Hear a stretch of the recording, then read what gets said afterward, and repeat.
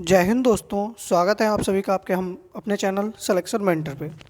देखिएगा, आज हम लोग वो प्रश्न करेंगे जो आज एसएससी जीडी में जो आए हुए हैं। आज की शिफ्टों में एसएससी जीडी के जो प्रश्न आए हुए हैं वो प्रश्न हम करेंगे और साथ में कुछ एडिशनल जानकारी लेंगे कि उनसे संबंधित कल वाली जिनकी शिफ्ट में पेपर है तो उनके लिए और क्या क्या प्रश्न बन सकते हैं। ठीक है, तो इस तरीके से आप लोग थोड़ा ध्यान दीजिएगा, प्रश्नों को नोट कर लीजिएगा एक बार। ठीक है, बाकी भैया चैनल को शेयर और सब्सक्राइब कर लीजिएगा। बाकी हम लोग क्लास को शुरू करते हैं। पहला ही प्रश्न है कि जागोई नृत्य किस राज्य से संबंधित है, बताइएगा। देखिएगा, जो जागोई नृत्य है वह किससे संबंधित है, तो मणिपुर से। किससे? क्योंकि जो मणिपुरी नृत्य होता है उसी को हम लोग क्या कहते हैं, तो जागोई कहते हैं। अब अगर आपसे जागोई पूछ सकता है तो हो सके कि आपसे और भी पूछ ले। ठीक है, क्योंकि 8 लोग नृत्य हैं। तो भरतनाट्यम कहाँ का है, तो तमिलनाडु का है। ये भी याद रख लीजिएगा, भरतनाट्यम तमिलनाडु, कुचिपुड़ी आंध्र प्रदेश, कथकली केरल, मोहिनीअट्टम केरल, ओडिसी उड़ीसा, कथक कहाँ का है, उत्तर प्रदेश, और सत्रिया असम का। ठीक है, तो मान लिया कल आज आपसे जागोई पूछ लिया, कल इनमें से कोई ना कोई एक प्रश्न आपसे पूछ सकता है। ठीक है, चलिए आगे बढ़ते हैं। अगला प्रश्न क्या पूछा गया था? अगला पूछा गया था कि उत्तराखंड के ब्रांड एम्बेसडर कौन है। तो भैया उत्तराखंड के ब्रांड एम्बेसडर कौन थे, तो ऋषभ पंत थे। कौन थे? ऋषभ पंत थे। अब आपसे कुछ और भी ब्रांड एम्बेसडर पूछ सकता है। जैसे अगर आपसे पूछे कि बंधन बैंक का ब्रांड एम्बेसडर कौन है, तो सौरभ। ठीक है, फाई। अगर आपसे पूछ ले कि भारतीय निर्वाचन आयोग का, ध्यान दीजिएगा, भारतीय निर्वाचन आयोग का ब्रांड एम्बेसडर कौन है, तो पंकज त्रिपाठी हैं। कौन है? पंकज त्रिपाठी हैं। इसके साथ में आपसे और भी एक दो पूछ सकता है, बताइएगा। मैंने आप लोगों को बताया था कि दूरदर्शन टीवी का कौन है, तब उसके भी कौन थे, ऋषभ पंत थे। कौन थे? ऋषभ पंत थे। मैंने आप लोगों को बताया था कि भारतीय एक्सा लाइफ इंश्योरेंस की कौन थी, विद्या बालन थी। ये सब मैंने आप लोगों को बताए थे। ठीक है, बैंक ऑफ बड़ौदा का कौन है, क्योंकि खिलाड़ियों से संबंधित आपसे प्रश्न पूछ सकते हैं। बैंक ऑफ बड़ौदा का ब्रांड एम्बेसडर तो सैफाली वर्मा। कौन है? सैफाली वर्मा। ठीक है, तो कुछ ब्रांड एम्बेसडर आप लोग और भी पढ़ सकते हैं क्योंकि आप लोग देख ही रहे हैं। ठीक है, चलिए अगला है कि 2017-18 में विजय हजारे ट्रॉफी किसने जीती, तो बताइएगा। तो देखिएगा, 2017 में विजय हजारे ट्रॉफी जो है वो कौन जीता था, तो कर्नाटक जीता था। किसने जीती थी? कर्नाटक ने जीती थी। ठीक है, लेकिन अब 2017-18 में पूछ चुका है तो आप लोगों से 2022-23 की विजय हजारे ट्रॉफी पूछ सकता है। तो विजय हजारे ट्रॉफी 22-23 में किसने जीती, तो सौराष्ट्र ने जीती। ठीक है, किसने? सौराष्ट्र जो है इसने जीती। लेकिन अगर आपसे पूछ लिया जाए कि दिलीप ट्रॉफी किसने जीती, क्या पूछ लिया जाए, दिलीप ट्रॉफी किसने जीती 2022 में, दिलीप ट्रॉफी किसने जीती, तो भैया किसने जीती, वेस्ट जोन ने। किसने? वेस्ट जोन ने साउथ जोन को हराकर दिलीप ट्रॉफी को जीता था। ठीक है, ये भी याद रखिएगा आप लोग। आगे बढ़ते हैं। अगला प्रश्न पूछा गया था कि 2000 के नोट पर किसका चित्र अंकित है, तो बताइएगा। तो 2000 के नोट पर मंगलयान का चित्र अंकित है। किसका है? मंगलयान का चित्र अंकित है। तो अब 2000 का पूछ चुका है तो हम बाकी भी देख लेते हैं। तो देखिएगा, 10 रुपये के नोट पर किसका है, तो सूर्य का कोणार्क मंदिर है। सूर्य का कोणार्क मंदिर है। 20 रुपये के नोट पर क्या है, तो एलोरा की गुफा है। एलोरा की गुफा है। 50 रुपये के नोट पर क्या है, तो हम्फी का रथ है। हम्पी का रथ है।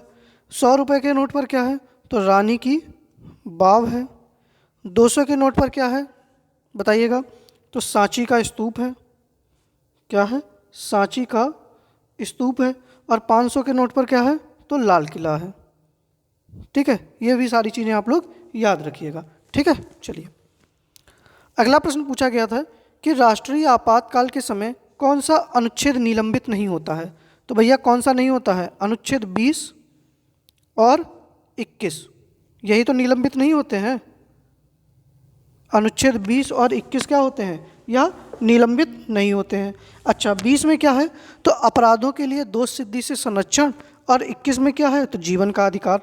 अब आपसे पूछ सकता है कि राष्ट्रीय आपातकाल, ठीक है, तो ये भी तो हो सकता है कि अगर आपसे इसमें अनुच्छेद पूछ लिया था, उसमें केवल नाम पूछ ले कि व्यक्तिगत स्वतंत्रता तथा जीवन का अधिकार जो है इनको समाप्त नहीं किया जा सकता।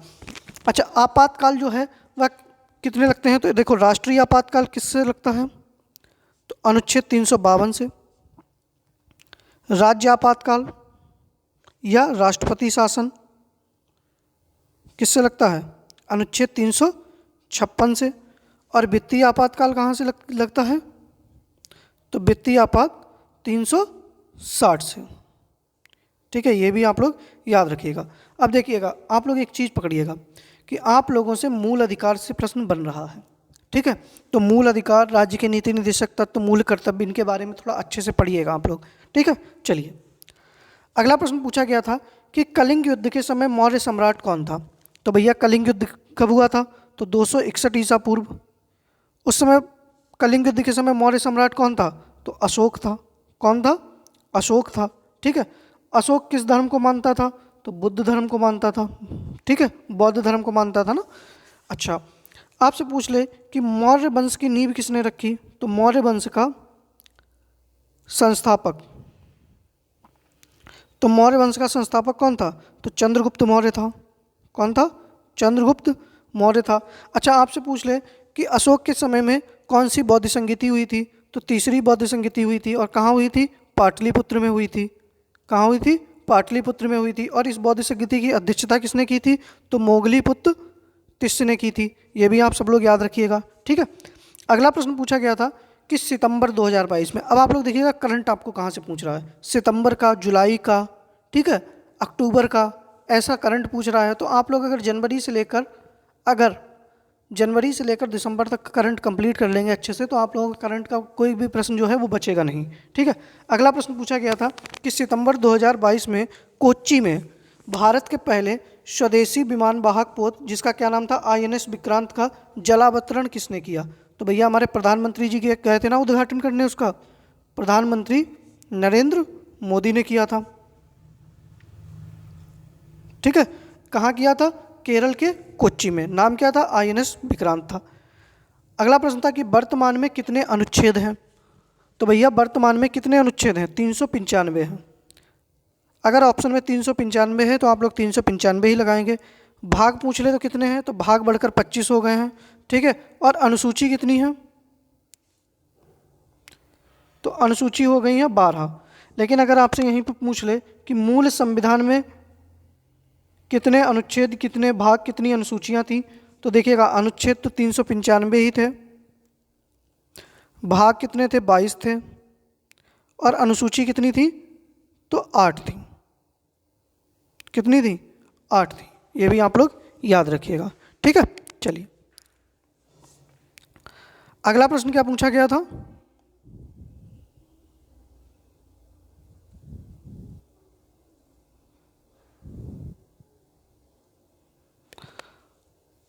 कि काला घोड़ा महोत्सव कहाँ मनाया जाता है। तो भैया काला घोड़ा महोत्सव कहाँ मनाया गया बताइएगा। तो काला घोड़ा महोत्सव जो होता है वो कहाँ मनाया जाता है? महाराष्ट्र के अंदर। महाराष्ट्र में कहाँ पर? मुंबई में काला घोड़ा महोत्सव मनाया जाता है। आगे आपसे पूछ सकता है कि माधवपुर मेला, क्योंकि बहुत ज़्यादा चर्चा में रहा, तो माधवपुर मेला कहाँ मनाया जाता है? तो गुजरात के अंदर। कहाँ पर? गुजरात में। आपसे पूछ ले कि थार महोत्सव कहाँ मनाया गया, तो राजस्थान के जैसलमेर में। कहाँ पर? राजस्थान के जैसलमेर में। ठीक है, ये सारी चीज़ें आपको याद रखनी पड़ेंगी। जैसे कि आपसे और पूछ सकता है कि सिरोही लिली महोत्सव, सिरोही लिली महोत्सव, तो बताइएगा सिरोही लिली महोत्सव कहाँ मनाया गया? तो मणिपुर में। सिरोही लिली महोत्सव कहाँ का है? तो मणिपुर में है। ठीक है, आपसे पूछ सकता है कि भारत में ड्रोन फेस्टिवल कहाँ मनाया गया था? तो ड्रोन फेस्टिवल कहाँ मनाया गया था? तो दिल्ली के अंदर। कहाँ पर? दिल्ली के प्रगति मैदान पर। आपसे पूछ सकता है कि सरहुल महोत्सव कहाँ मनाया गया? सरहुल महोत्सव। तो सरहुल महोत्सव कहाँ से संबंधित है? तो झारखंड से संबंधित है। ठीक है, तो और भी सारी चीज़ें आप लोग देखो, एक प्रश्न आपको मिला है तो उससे रिलेटेड और भी आप लोग प्रश्न जो है उनको ढूंढो। ठीक है, तो ये आप लोगों के लिए बेनिफिट होगा। ठीक है, चलिए आगे बढ़ते हैं। अगला प्रश्न था कि भारत की पहली जनगणना किस वर्ष हुई थी? तो भैया भारत की सबसे पहली जनगणना कब हुई थी? 1872 में। किसके समय में? तो लॉर्ड मेयो के शासनकाल में। देखो मैं बता रहा था कि जनगणना से प्रश्न आएगा, आ गया। ठीक है, इसके बाद में भारत की आपसे पूछ ले नियमित दशकीय जनगणना कब हुई? नियमित दशकीय जनगणना। तो नियमित दशकीय जनगणना कब से शुरू हुई? 1881 से। और किसके शासनकाल में? तो लॉर्ड रिपन के शासनकाल में। ठीक है, आपसे पूछ सकता है कि महाविभाजक वर्ष कौन सा रहा? तो 1921 रहा। ठीक है, ये भी याद रखिएगा। 2011 में कौन सी जनगणना थी? कौन से नंबर की जनगणना थी? 2011 में कौन से नंबर की जनगणना थी? तो देखिएगा स्वतंत्रता के बाद 7वीं थी, लेकिन अब तक कौन से नंबर की थी? तो 15वीं थी। याद रखिएगा आप लोग। ठीक है, चलिए अगला प्रश्न था कि 7वीं पंचवर्षीय योजना का उद्देश्य क्या था? तो देखिएगा अब देखो पंचवर्षीय योजनाओं से प्रश्न बन रहा है, तो आपसे इसमें पंचवर्षीय योजना पूछ ली। तो देखिएगा सबसे पहले तो ये कब से कब तक हुई? तो 1985 से 90 तक। कब तक? 1985 से 90 तक। अच्छा, किस मॉडल पर आधारित थी? क्योंकि इसमें उद्देश्य पूछ सकता है, आगे आपसे ये भी पूछ सकता है। तो जॉन डब्ल्यू मिलर। ठीक है, जॉन डब्ल्यू मिलर मॉडल पर आधारित थी। इसका उद्देश्य क्या था बताइएगा? इसका उद्देश्य क्या था? तो सामाजिक न्याय के माध्यम से, सामाजिक न्याय के माध्यम से, सामाजिक न्याय के माध्यम से उत्पादकता बढ़ाना, उत्पादकता बढ़ाना। अच्छा, इसी पंचवर्षीय योजना मतलब 7वीं पंचवर्षीय योजना में कौन सा नारा दिया गया था? तो भोजन, काम और उत्पादन। भोजन, काम और उत्पादन का नारा दिया गया था। देखिएगा आप लोग इतनी डिटेल रखिएगा। ऐसे ही आपसे पूछ सकता है कि योजना अवकाश कब हुआ? द्वितीय योजना अवकाश। क्योंकि इसके बाद तुरंत क्या हो गया था? द्वितीय योजना अवकाश हो गया था। 1990 से 92 तक चला था। और पहला योजना अवकाश कब था ये भी बताइएगा। अब ऐसे ही आपसे पूछ सकता है कि 8वीं पंचवर्षीय योजना का उद्देश्य क्या था? पहली पंचवर्षीय योजना का उद्देश्य क्या था? या पहली पंचवर्षीय योजना किस मॉडल पर आधारित थी? दूसरी पंचवर्षीय योजना किस मॉडल पर आधारित थी? ठीक है, या तीसरी पंचवर्षीय योजना? किसी का काल पूछ सकता है। आपसे पूछ सकता है कि गरीबी उन्मूलन का नारा किस योजना में दिया गया था? अनवरत योजना कब आई थी? ठीक है, इस तरीके से तो आप लोग ध्यान रखिएगा। आगे बढ़ते हैं अगले प्रश्न के ऊपर। अगला है कि भारत में कौन सी रेखा गुजरती है? तो भैया भारत से कौन सी रेखा गुजरती है? कर्क रेखा। भारत के मध्य से कौन सी रेखा गुजरती है? तो कर्क रेखा गुजरती है। अच्छा, कर्क रेखा पर कितने राज्य हैं? तो गुजरात, राजस्थान, मध्य प्रदेश, छत्तीसगढ़, झारखंड, पश्चिम बंगाल, त्रिपुरा, मिजोरम। कितने टोटल राज्य हैं? 8 राज्य हैं। अच्छा, अगर आपसे पूछ ले इसके बाद में एक और रेखा गुजरती है तो कौन सी होती है? भारतीय मानक समय रेखा। कौन सी गुजरती है? भारतीय मानक समय रेखा। और ये कहाँ से? तो प्रयागराज के नैनी स्थान से। प्रयागराज के नैनी स्थान से। अच्छा, यह कितने राज्यों से गुजरती है? तो 5 राज्यों से गुजरती है। कितने राज्य हैं भैया? 5 राज्य हैं। तो अब आप लोग जल्दी से बता दीजिएगा उन 5 राज्यों के नाम क्या हैं, क्योंकि थोड़ी सी तो जिम्मेदारी आप लोगों की भी है। तो उन 5 राज्यों के नाम बताइएगा, क्योंकि देखो हमको भी पता लगे ना कि आप लोगों को कितना आ रहा है, कितना आप लोग तैयार हैं। जल्दी से बता दीजिएगा कि भारतीय मानक समय रेखा जो 5 राज्यों से गुजरती है, तो उन 5 राज्यों के नाम क्या हैं?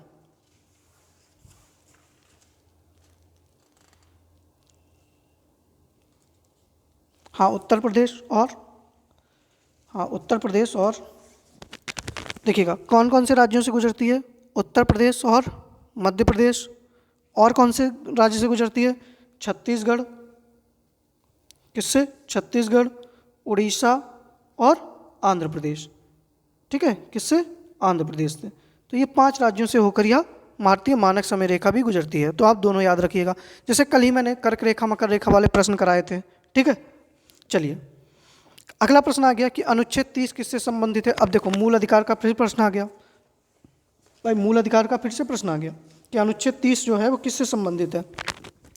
तो अनुच्छेद 30 किससे संबंधित है, तो देखिएगा क्या हो जाएगा कि शिक्षण संस्थाओं की स्थापना, क्या हो जाएगा, शिक्षण संस्थाओं की स्थापना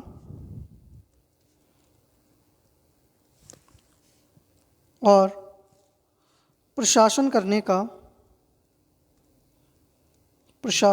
का अल्पसंख्यक वर्गों का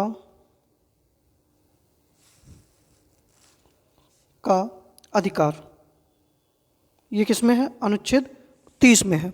आप सबसे पूछ ले कि अनुच्छेद 29 में क्या है, तो 29 में क्या है, तो अल्पसंख्यक वर्गों के हितों का संरक्षण, वर्गों के हितों का संरक्षण। देखिएगा मैं फिर से कह रहा हूँ कि आप लोग जो है पॉलिटी में राज्य के नीति निर्देशक तत्व, मूल अधिकार, ये सब अच्छे से पढ़ के जाइएगा। ठीक है, अगर यहीं पे आपसे पूछ ले कि अनुच्छेद 25 से 28 तक क्या है, तो अनुच्छेद 25 से 28 तक क्या है, तो धार्मिक स्वतंत्रता है।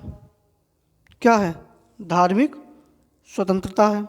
अनुच्छेद 16 में क्या है, तो लोक नियोजन अवसर में समानता, लोक नियोजन अवसर में समानता। ठीक है, और अनुच्छेद 15 में क्या है, तो धर्म, मूलवंश, जाति, ठीक है, लिंग के आधार पर प्रतिषेध किया जाना। अनुच्छेद 17 में क्या है, तो अस्पृश्यता का अंत है। क्या है, अस्पृश्यता का अंत है। ठीक है, 18 में क्या है बताइएगा, एक बार मैं रिवीजन करा दे रहा हूँ। अनुच्छेद 18 में क्या है आप लोगों का, तो उपाधियों का अंत है। क्या है, उपाधियों का अंत है। अनुच्छेद 19 में क्या है, तो भैया जल्दी से बताइएगा, अनुच्छेद 19 में क्या है आप लोगों का। हाँ, तो क्या हो जाएगा, वाक एवं अभिव्यक्ति की आज़ादी, वाक एवं अभिव्यक्ति की स्वतंत्रता। और 20 और 21 में बता चुका हूँ कि जो कि कहाँ जब आपातकाल लगेगा तो क्या नहीं होंगे, यह स्थगित नहीं होंगे। 20 में क्या था कि अपराधों के लिए दोष सिद्धि के संबंध में संरक्षण, और 21 में क्या था, तो जीवन का अधिकार। अनुच्छेद 21A में क्या है, जो कि बाद में जोड़ा गया, तो शिक्षा का अधिकार है। क्या है, शिक्षा का अधिकार है। अनुच्छेद 22 में क्या है, जल्दी से बताइएगा, तो कुछ दशाओं में गिरफ्तारी एवं निरोध में संरक्षण। और अनुच्छेद 23 और 24 में क्या है बताइएगा, तो शोषण के विरुद्ध अधिकार। क्या है, शोषण के विरुद्ध अधिकार। ठीक है, तो ये सब चीज़ें आप लोग एक बार रिवाइज कर लीजिएगा, अच्छे से याद करिएगा। आगे देखते हैं। अगला प्रश्न था कि सिंधु सभ्यता के लोग सोना कहाँ से प्राप्त करते थे। अब देखो आ गया अच्छा सा प्रश्न, तो भैया कहाँ से प्राप्त करते थे, कर्नाटक से। अच्छा, तांबा कहाँ से इनको मिलता था, तो राजस्थान से। तांबा कहाँ से प्राप्त करते थे, राजस्थान से। टिन कहाँ से प्राप्त करते थे, अफगानिस्तान से। तो आप लोगों से इस तरीके से प्रश्न बन सकता है। ठीक है, तो सिंधु सभ्यता से भी पढ़ कर जाइएगा, सिंधु सभ्यता की खोज, हड़प्पा की खोज। ठीक है, चाहुंदड़ो से क्या मिला, मोहनजोदड़ो से क्या मिला। ठीक है, ये सारे प्रश्न आप लोग बना के जाइएगा कि कौन सा किस नदी के तट पर स्थित है। ठीक है, किसकी खोज कब हुई, किस वर्ष हुई, कौन सा स्थल सबसे बड़ा है, कौन सा स्थल छोटा है, कौन सा पूर्वी है, कौन सा उत्तरी है, कौन सा दक्षिणी है, इस टाइप के प्रश्न। ठीक है, चलिए अगला देखो पूछ लिया गया मार्च 2022 का कि किसे मार्च 2022 में फाइनेंशियल एक्शन टास्क फोर्स का अध्यक्ष नियुक्त किया गया। तो आप लोग बताइएगा FATF का हेडक्वार्टर कहाँ पर है, और तब तक आप लोग ये भी बताइएगा कि किसको अध्यक्ष नियुक्त किया गया। उम्मीद करते हैं ये तो सब आ रहा होगा आप लोगों को, तो जल्दी से बताइएगा। तो किसको, तो सिंगापुर के हैं टी राजा कुमार। उनको सिंगापुर के टी राजा कुमार को फाइनेंशियल एक्शन टास्क फोर्स का क्या बनाया गया, अध्यक्ष। इसका हेडक्वार्टर कहाँ पर है, तो पेरिस में है। अब आप लोग एक चीज़ देखिएगा, नियुक्तियाँ आपसे पूछ रहा है, करंट अफेयर्स में क्या पूछ रहा है, नियुक्तियाँ, ब्रांड एम्बेसडर, खेल से संबंधित, जैसे कि विजय हजारे ट्रॉफी पूछी आपसे, महोत्सव पूछा, तो आपसे दिलीप ट्रॉफी पूछ सकता है, आईपीएल के बारे में पूछ सकता है, बैडमिंटन का कोई टूर्नामेंट पूछ सकता है, ठीक है। नियुक्तियाँ पूछ सकता है, जैसे कि स्टेट बैंक में किसकी नियुक्ति हुई है, या फिर डब्ल्यूएचओ का कौन है, ठीक है। इस तरीके से प्रश्न, अभी इसरो का कौन बनाया गया है, सेबी का कौन है, नीति आयोग का कौन है, इस तरीके से, ठीक है। अगला पूछा गया है कि भारत की न्यायपालिका के कितने स्तर हैं, तो भैया भारत की न्यायपालिका के 3 स्तर हैं। कितने हैं, 3। एक कौन सा है, उच्चतम न्यायालय मतलब सर्वोच्च न्यायालय। दूसरा कौन सा है, उच्च न्यायालय। कौन सा है, उच्च न्यायालय। और तीसरा कौन सा होता है, जिला न्यायालय।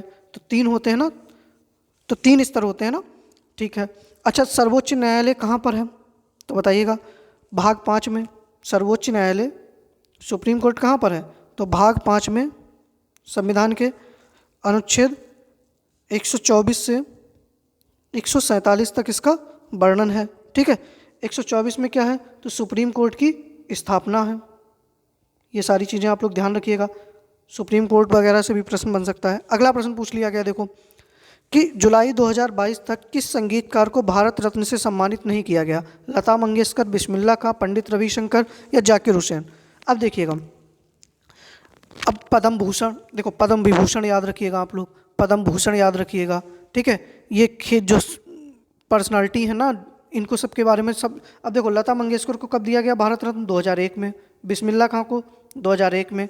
पंडित रविशंकर को भी दिया गया था 1999 में। लेकिन जाकिर हुसैन को नहीं दिया गया, तो सही आंसर आप लोगों का जाकिर हुसैन हो जाता, ठीक है।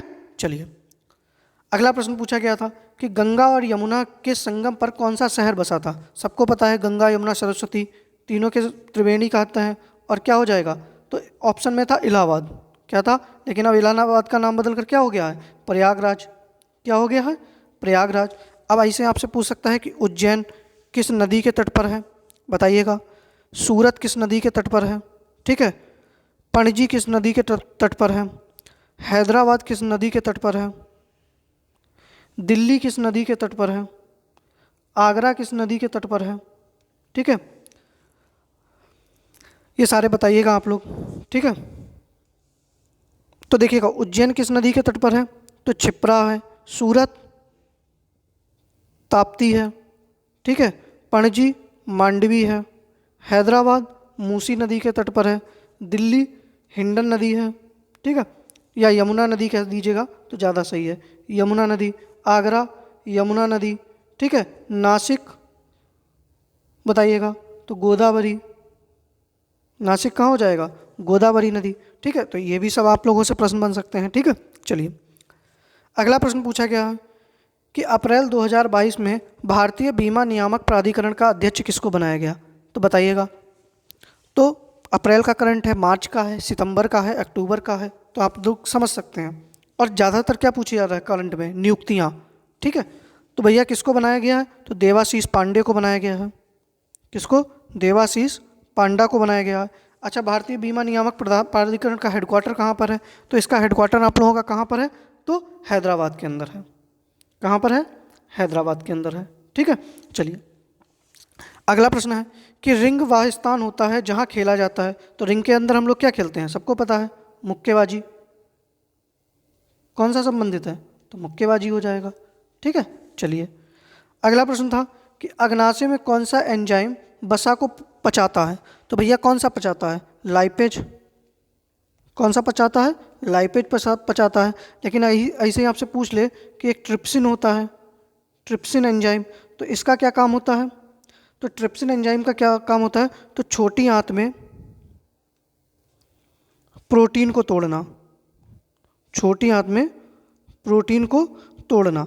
ऐसे आपसे पूछ सकता है रेनिन के बारे में, ठीक है। ये सब याद रखिएगा आप लोग। अगला प्रश्न था कि 2011 की जनगणना के अनुसार सबसे कम साक्षरता दर किस राज्य की है, तो भैया किसकी थी, बिहार की थी। मैंने आप लोगों को कई बार बताया है, कहाँ की, बिहार की। सर्वाधिक पूछ ले तब, सर्वाधिक साक्षरता, सर्वाधिक साक्षर कहाँ के थे, तो मैंने आप लोगों को बताया था केरल वाले। कहाँ के, केरल वाले। सर्वाधिक लिंगानुपात केरल का, सबसे कम लिंगानुपात हरियाणा का, सबसे ज़्यादा जनसंख्या उत्तर प्रदेश की सबसे ज़्यादा नगरीय जनसंख्या गोवा की, महाराष्ट्र की, मतलब सबसे ज़्यादा नगरीय जनसंख्या महाराष्ट्र की प्रतिशतता के आधार पर तो गोवा की, सबसे ज़्यादा ग्रामीण जनसंख्या प्रतिशतता के आधार पर तो कहाँ हो जाएगा, हिमाचल प्रदेश, सबसे ज़्यादा एससी जनसंख्या उत्तर प्रदेश, सबसे ज़्यादा एसटी जनसंख्या मध्य प्रदेश। ठीक है। अच्छा, 2011 की जनगणना का वाक्य क्या था, तो हमारी जनगणना हमारा भविष्य। ठीक है। और कुल कितनी नंबर की जनगणना थी, 15वीं, लेकिन स्वतंत्रता के बाद कौन से नंबर की थी, तो 7वें, ये भी याद रखिएगा। ठीक है।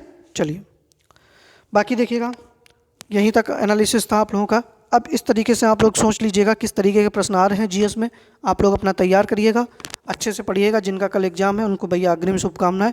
बाकी हम लोग कल शाम को फिर एनालिसिस लेकर आएंगे पूरे दिन का। ठीक है। तो आप सभी लोग जो है चैनल को सब्सक्राइब कर लीजिएगा, शेयर कर लीजिएगा। बाकी मिलते हैं कल शाम को 7 बजे। जय हिंद।